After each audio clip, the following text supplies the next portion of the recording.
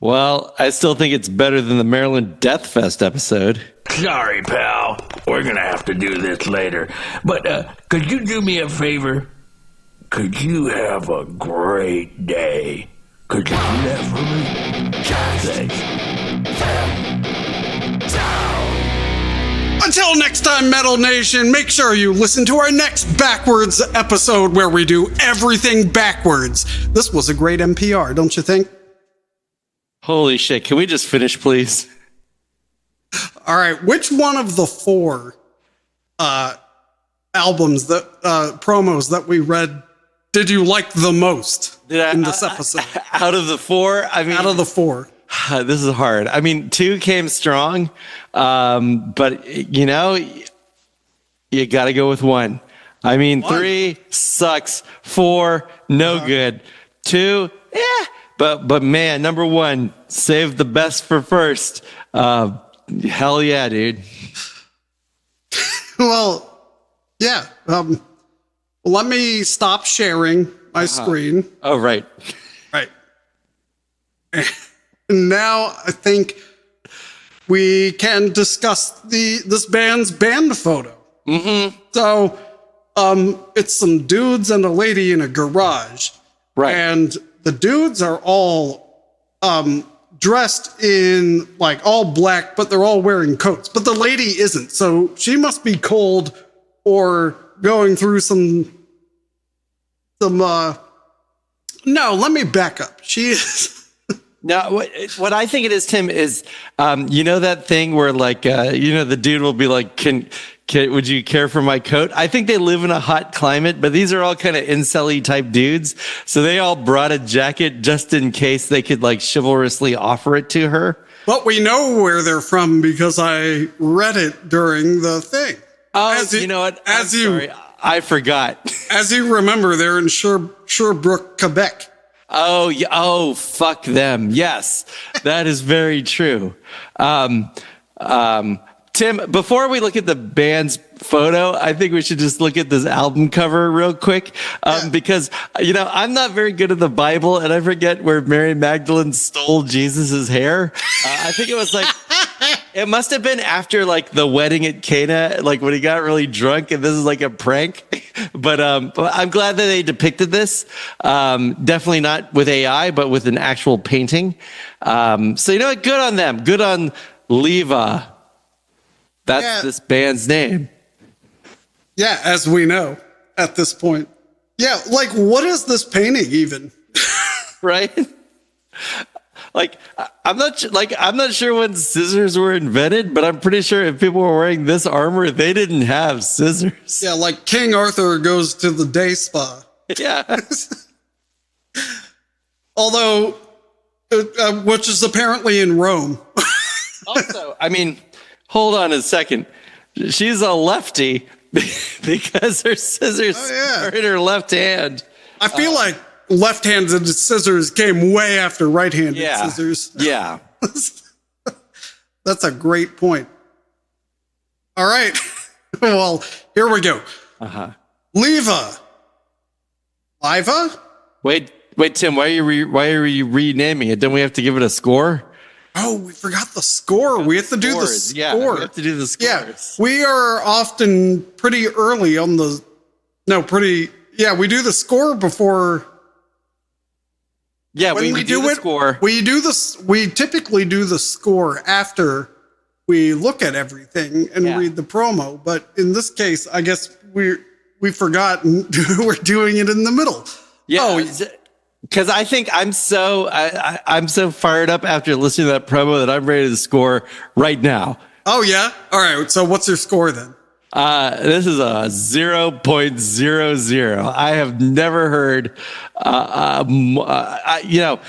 there's many things I don't want to listen to, but there's nothing I don't want to listen to more than this.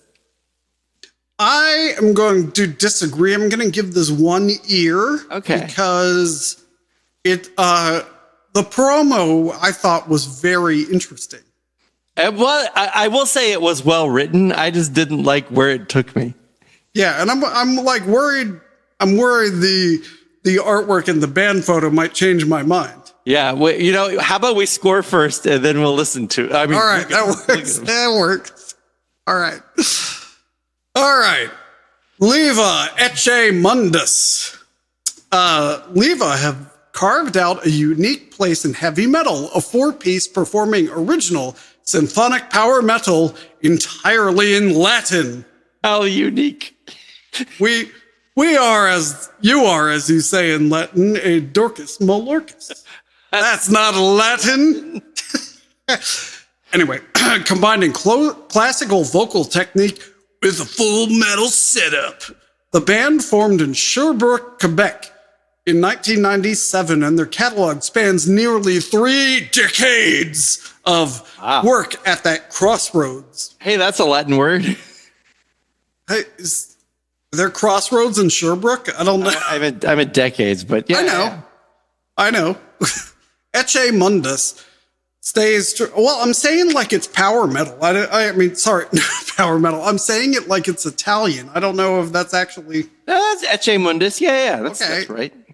Stays true to that approach. Tight, technically strong, and built around the push and pull between power and melody. Track list. Number 9, Silence. Number 8, O Roma Nobilis. Number 7, Ex Obscura. Number 6, Samson. I see what you're doing. That's good shit. Samson and Delilah 2. Track 5, Samson and Delilah 1. I don't think we can say track 4's. Oh, yeah, I know. Sunt 3M34S. Is that 3 minutes, 34 seconds? Is it supposed to say sunt? I think it's supposed to say sunt. All right. And not the duration? All right. Yeah, no. Yeah. Track 3, Ecce Mundus Demandatur. Okay. Track 2, Materie Summa.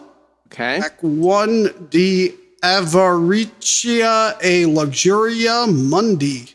Okay. Does anyone speak Latin? Roman. I mean, this is like the avarice and luxury of the world.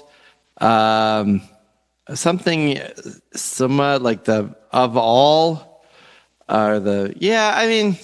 Well, so Eisenmore, who I mentioned earlier, my band, it's very Saxon themed, so we don't like the Roman. Oh yeah, you right? You want to stay true to your Germanic Frankish roots. Right, exactly.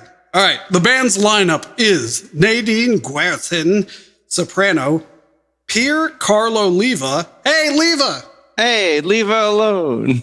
Hey, what's the matter, you? Death and tenor vocals, guitars, electronics. Oh, God. Martin Tremblay, bass, and Claude Lacroix.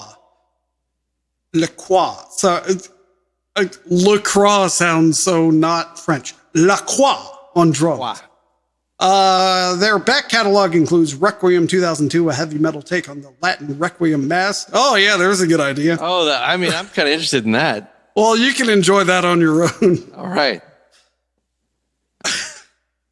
Tim, I'm confused, though. I know that you said at the beginning that this was a backwards episode, but is there a reason why you're selecting an album that, according to Metal Archives, came out in 2023? This says the digital album release date is May 29th, 2026. So someone's a fucking liar. Someone's a liar. Oh, shit. Can I just re-release albums? I'm fine with it. I got great music. I might as well just re-release them. Gather darkness again. Let's see. De Insulis, 2007, built on the Latin text of the 12th century theologian Alain de Lille.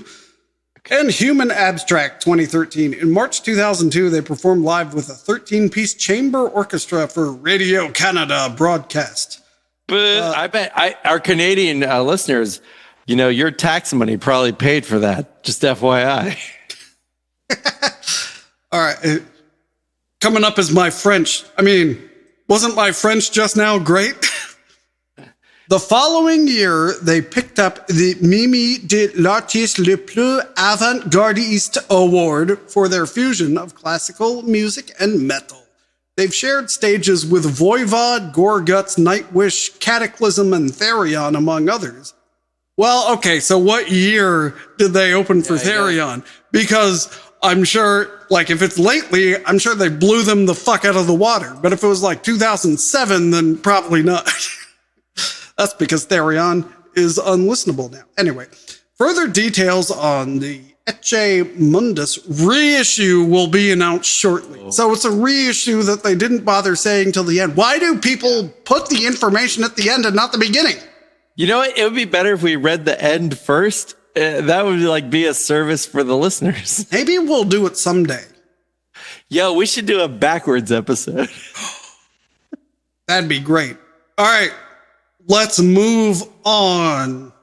All right, so what do you give this album, Art Est, Evil Embodiment, death metal from Germany, as you remember from me reading it earlier? I don't know. I mean, there's just so much to like here, Tim. But you know, I'm still my heart is still a little fluttery from these the last two that came before this. So I can't go as I feel like I've been a little reckless. So I'm gonna give this a solid 1.5. I mean, this is a good album. These are handsome young men, and I feel like they put together something that's listenable.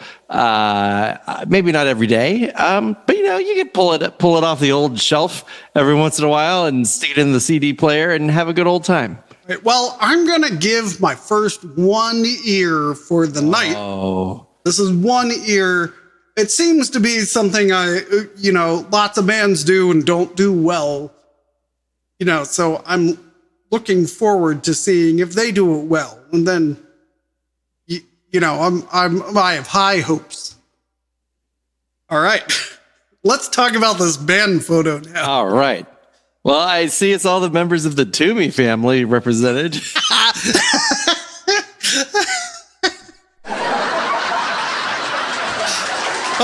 No one gets that. That's hilarious. You want to read me the shirts that they're wearing, especially the guy on the left? Let me zoom in here. Something, is that a Meshuggah thing? No, my left. Oh, your left. That's Meshuggah at the end, but I'm talking about the other end. Is that Inhumation? I don't know. I can't tell. Maybe it is. And I believe the guy with the jean jacket's wearing the 80s and 70s band Toto. Yeah, I like his look, but I feel like he's the singer and therefore has the least need for extra pockets. Yeah, that's true. It does seem weirdly. There's something about the jacket where it only has like the front pockets. It doesn't have. I can't tell, but it doesn't look like it has like the side pockets, which is what you really want in a jean jacket. For a cold day. Stick your mitts in there. I bet the guy in the back's got to be the drummer because he's tired from doing the most work. Mm-hmm. You know how tech death drummers are. Oh yeah, it's just, man, how do they remember all that? All right, so this artwork, like you were saying, I can't tell if it's just a really good artist or just some AI slop. I'm trying to look at the hands. That's the best way to tell. Well, I mean, it is one of these things where it has multiple hands. And again, like things are kind of merging into each other, but it's just like the guys who would draw this would also not quite know like where to attach the multiple hands of the King Devil and stuff there. I do. This is not canonical, but I would like to think that he's pooping fire and he's on a devil toilet. He's on the evil toilet pooping lava. And I do. I think it is cliche that a tech death band would have Satan as their mascot. And I was thinking, like, wouldn't it be amazing if a band out there used like Jesus for their album cover? Like, just that'd be like a fun subversion. So that might be fun. Yeah, this art is It's fine. either great or not great, and I think it's great because I'm pretty sure the artist, if it was a human, went through the detail to put the logo behind the guy's head. Yeah, I do like that. And so if they were lazy enough to get AI, they were at least smart enough to get really good AI and paid attention to detail. It is kind of sad living in this prime time, Tim, because like if we saw this in like 2002, we'd be like, that's fucking awesome. Right, exactly. But now it has like this asterisk, like, oh no, is it good? Is it not good? Yeah, did an artist labor over this, or did they just, spend an evening arguing with Midjourney? Like, who knows? Put the logo behind the second Grim Reaper's face. Make sure he's pointing. Could you make it a little more yellow? But if all AI artwork was this good, I don't think people would be as upset. I mean, especially if this was all that AI artwork could produce, like no matter what prompt you entered, it just returned this. Yeah, but I don't see a signature or a credit. So yeah. Who knows? Who knows? It could be like, remember like the old Manowar covers where it was like actually like a two panel piece. So maybe I love that. I love that. If we have the back of the CD, maybe the signature is there. And there's more like sexy devil girls. All right, here we go. Here comes the promo or the artwork. Sorry. For fans of Archspire, Veil of Panath, Cytotoxin, and Cannibal Corpse. Track list. Number 9, The Monster Within Myself. Number 8, Rites of Revocation featuring Luca V. That's VI, not the letter V. Okay. Or is it Luca the Sixth and they fucked up the capitalization? Track 7, Godless Infestation featuring Flexer. Flexer with an extra X. Flexer. Track 6, Into the Afterlife. Track 5, Veil of Shadows. Track 4, Despaired in Revelation. Track 3, In the Sky of Dead Ghost. Track 2, Evil Embodiment. Track 1, Demonic Insurrection. All right, let's see. Art Est's Evil Embodiment dives into the darker questions that sit behind the obvious one. What happens after life? You get shit on by a demon monster is my prediction.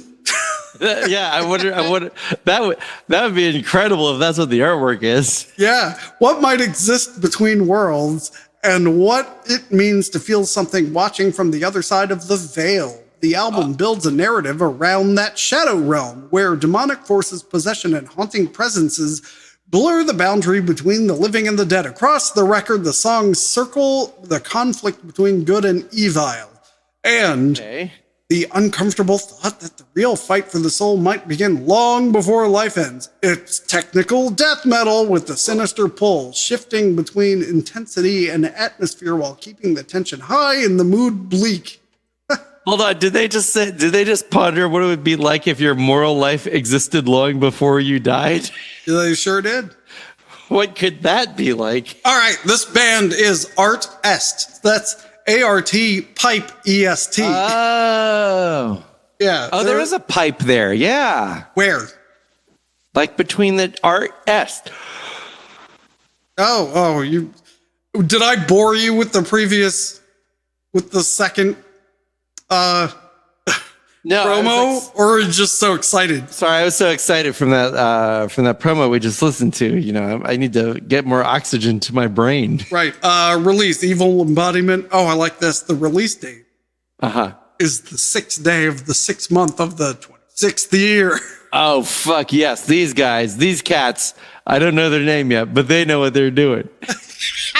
Self-released, digital-only death metal, technical death metal, Germany. I hope they do a physical release. I'm living like it's 2005, as I mentioned earlier.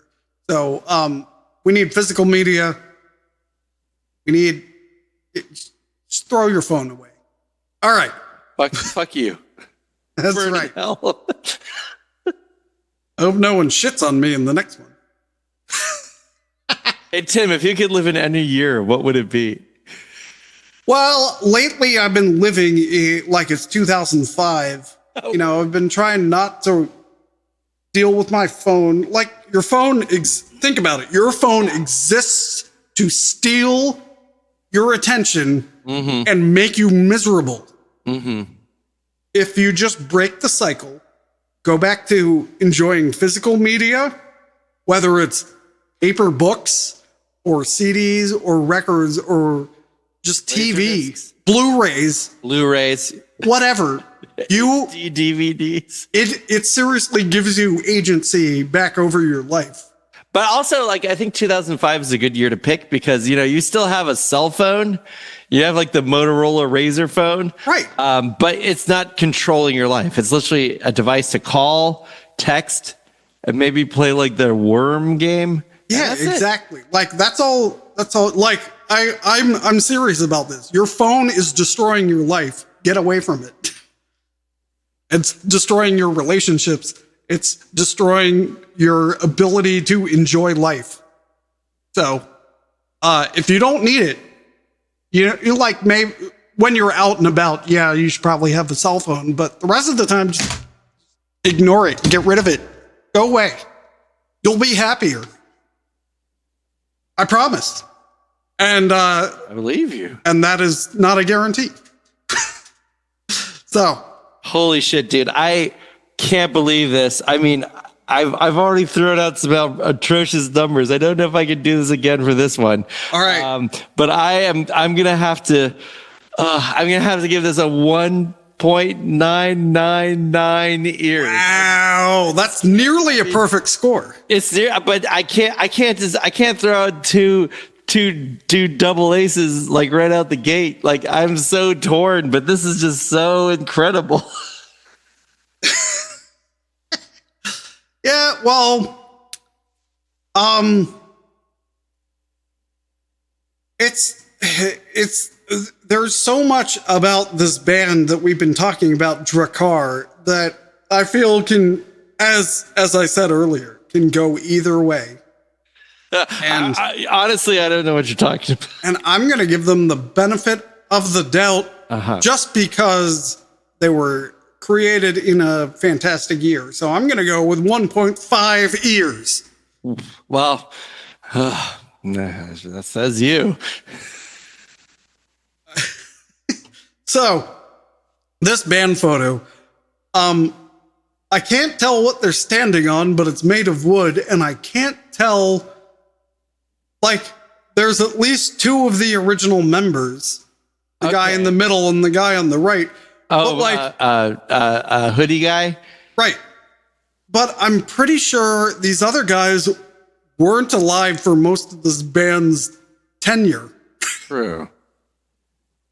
Well, you know, I mean, I can't speak to that, but I do think they might be stranded on a merchant ship in the Strait of Hormuz, like waiting to transit, because I think it looks kind of shippy to me, and I don't see any land behind them. The only problem with that is I bet it's hot there. Well, they're covering up, though. I mean, you know, like sun protection. Right? Yeah, I mean, it's probably like if you think about it. Few of them have their like direct heads exposed. They're all wearing shades. So right, I was gonna point that out. And we know they're seafaring people. Of course, yeah. No, I mean they're the sea kings. So, this artwork. Would you call this artwork though? This seems like something I would see. There have been a few albums where, you know, back in the day, which I'll tell you in a bit. I've been living back in the day, you know, but like you'd go to the bargain CDs and you go through them and you would have to judge an album by its cover. You gotta go tick tick tick tick tick tick. Right. Right. And I would stop on this and I'd probably buy it. Yeah. But there's a Viking ship, but the way Invasion is written, it kind of like gives like Who's that author? John Grisham vibes. You know? Oh, it does, yeah, it does. It does look like the cover of the 12th Warrior or something like that. Okay, yeah, no, yeah. I just think, you know, I'm fine with this mostly. I mean, obviously, I'm very enthusiastic about this band, but I'm less enthusiastic about this artwork. I do think the birds are goofy, and almost like just one bird, I think, would make the point better than all these goofy birds flying around. I mean, it's raining. What are these birds doing out? They should be sheltering. Yeah. And then also, I don't like I suppose that's the DRAKKAR logo, perhaps. But I don't know that it's working on this Viking craft. You know, all this talk about DRAKKAR, is DRAKKAR Noir like a good cologne, or like, is it, because it seems to be a punchline a lot, and I don't wear cologne. It's like, I mean, it was very, I think it's one of those things that, like, it's an 80s thing. And I think it became like a punchline. So I think it like, okay. Yeah, I got you. Yeah, it's like, it's like saying members only jacket. Yeah, like it was something that became immensely successful. And then, so it like jumped the shark. Yeah, and which was the jumping the shark episode was the beginning of the great episode of Happy Days. I know, it's like the best episode. It was all better episodes afterwards. Mm-hmm. All right. I'm amazed you guessed Belgium as the country these guys are from. Like that blows me away. Belgium? How'd you do? Yes. Can you guess what country these guys are from? I'll give you a hint. It's Europe, but not your typical Viking country. Okay, I'm gonna have to think of my histories of the Norman invasions. All right, I'm gonna read the promo. I mean, I have just finished reading the promo. Sorry, there wasn't a track list this time. Dude, I have a rager right now. The Belgian metal pioneers unleashed. Oh, you can't say that. Sorry. Forget I said that, or remember I said that.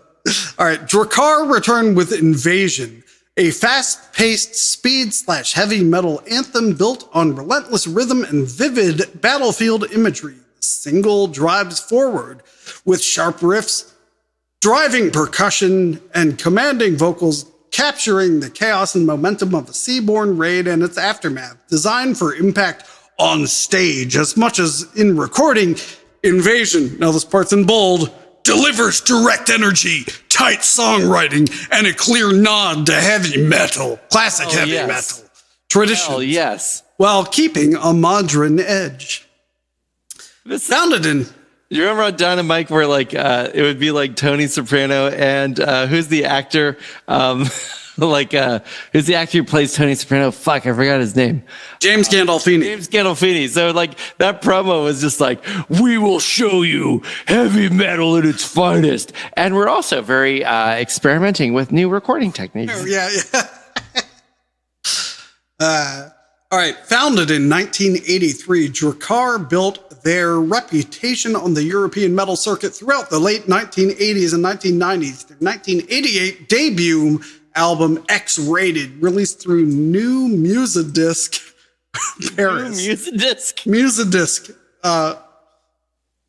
Earned strong critical recognition and led to support slots on major European tours with Queensryche, Metallica, Overkill, and Slayer. Hell yeah. That's one hell of a concert.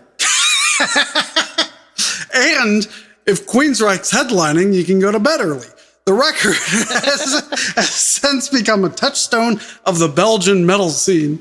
Hey, who knew Belgium had a metal scene? I wonder if these guys are from Belgium.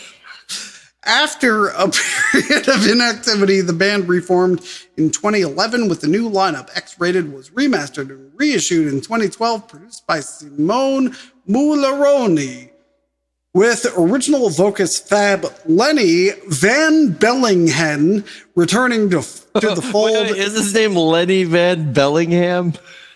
Yes. That's the perfect name. In 2013, the reformed band recorded Once Upon a Time in Hell in 2014, featuring Jonas Sanders of Propane on drums. They just played Maryland Death Fest. Propane did, or no, was that Violence? I don't know. All these hyphenated bands confuse me. Is it propane as in they're like in favor of pain, or yes, exactly. Okay. And went on to play over 80 dates across Europe, including the Power, Prog, and Metal Festival in Mons. I kind of want to go to that. Okay. A live album, Once Upon a Time, Hell Live, followed in 2016. The band suffered a significant loss when founding member Terry Del Cane passed away shortly after. They chose to continue in his memory. Subsequent years brought further lineup shifts alongside new recordings, including 3 singles and a music video released between 2022 and 2025. Invasion marks a new chapter. Lenny Anderson returns on vocals, and the founding member Guy Duvey is back on bass. Yeah, so fuck that other guy. Dude, fucking Guy Doobies. What's the other guy's name? Lenny Bell Rexton or something? Well, man. It says Anderson, but earlier it said Van Bellingham. Van Bellingham, yeah. Fuck yes. The current lineup is completed by Thomas Van Horebeek and Nico. Van Horebeek? Yeah. And Nico RR on drums, and Adrian Delgambi on drums, member since 2015. Adrian is the son of former drummer and founding member Tim Delval, bringing back the band to its roots alongside Guy and Lenny and continuing to deliver their signature furious heavy speed metal. I don't know how I would feel about my son hanging out with my friends. He's the band's hereditary drummer. Yeah. Well, didn't Led Zeppelin's drummer's kid play a show with them? Yeah, I actually think they did. All right. Well, our first promo, what are you giving this amazing promo by Sanctum PYRE? I mean, Jesus, it is so early in the episode. I don't want to do this. I have to give it 2 ears. Oh my God. Like I don't want to sell anything else short, but I can't imagine liking anything else more than I like this album and band. Well, we'll see about that, won't we? And you know what? I especially like the elements of mystery and surprise. I'm gonna have to go with let's say 1.25 ears. Mm-hmm. It's one of those things where, you know, I like power metal, but there's so much bad power metal. But, you know, I still want to err on the side of bad power metal is better than no metal at all, you know? Yeah, that's fair.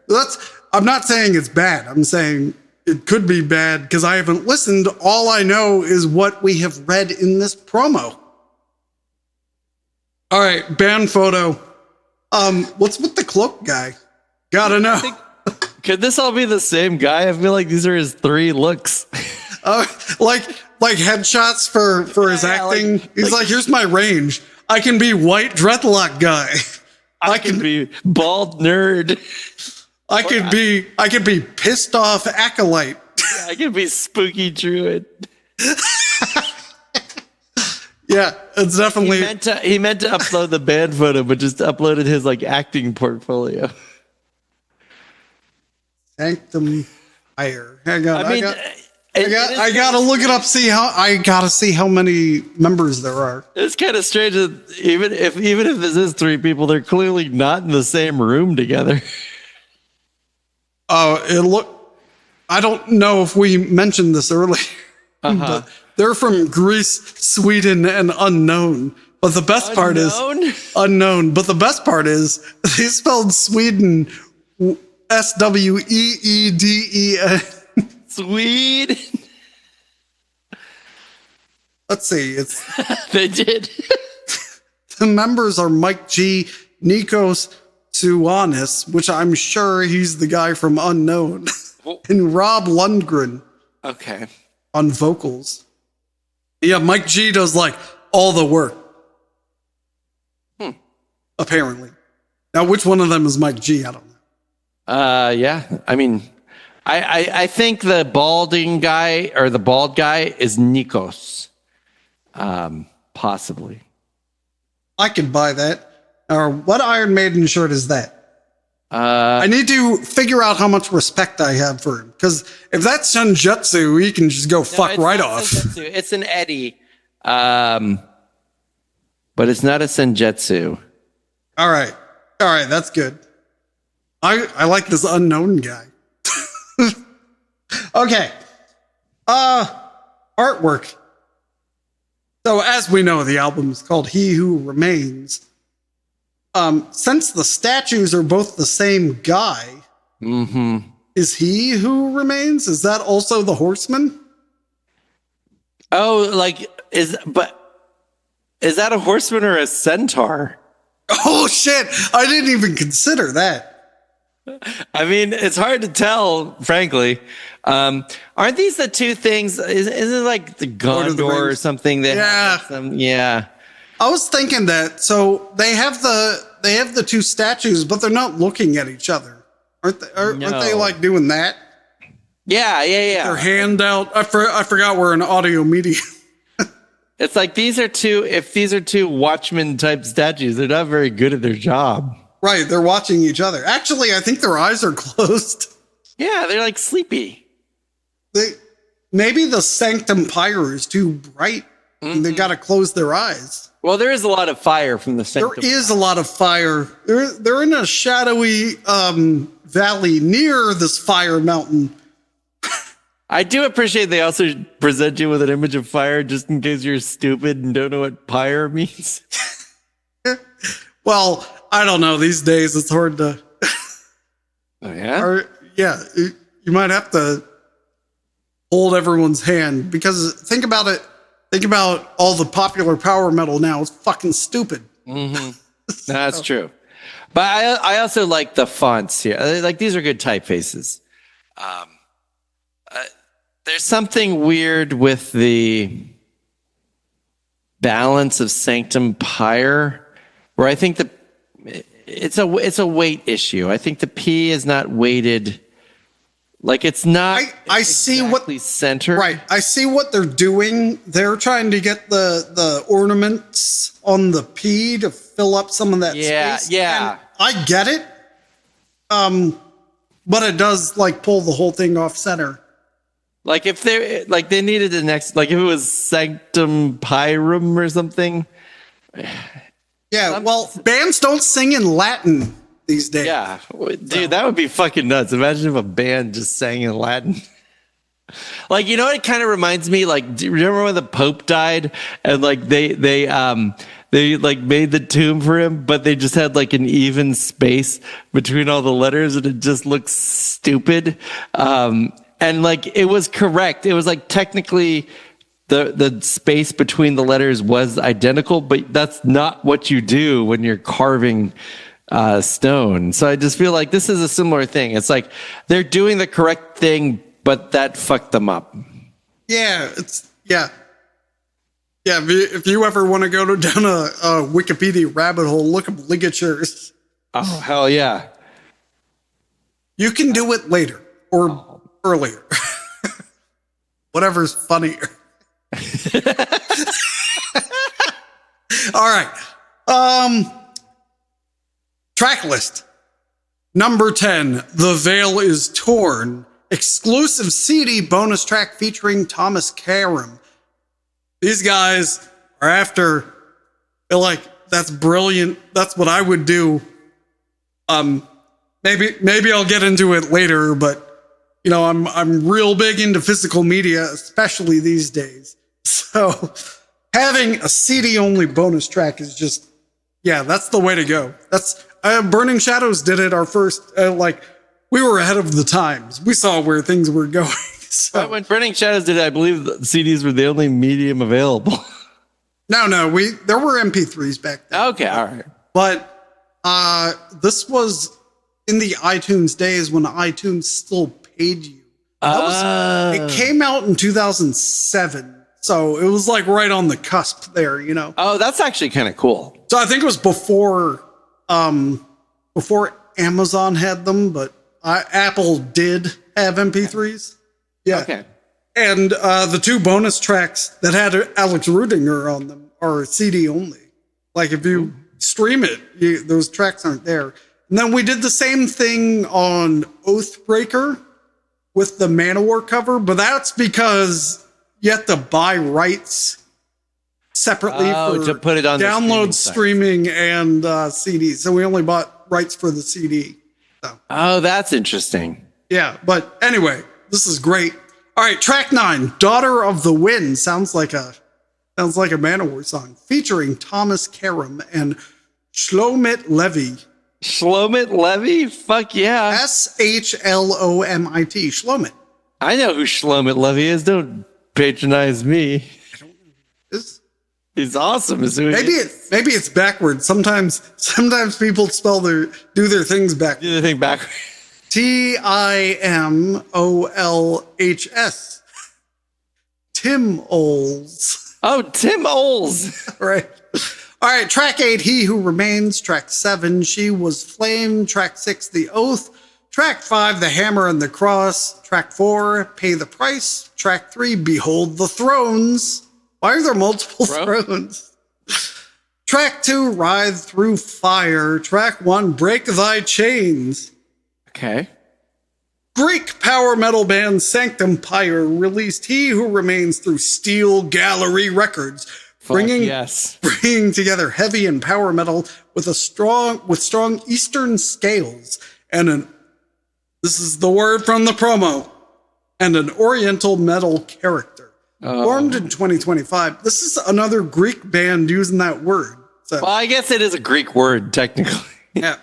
Formed in 2025, Sanctum PYRE first introduced themselves with 2 singles before moving into their debut album. The band's sound is built around epic heavy metal, melodic power metal, and Eastern-inspired arrangements with Nikos Sousanis handling the music, lyrics, and orchestration. Rob Lundgren leads the vocals on the album, while Mike G handles guitars, bass, drum programming, and mixing. Wait, didn't they have a drummer?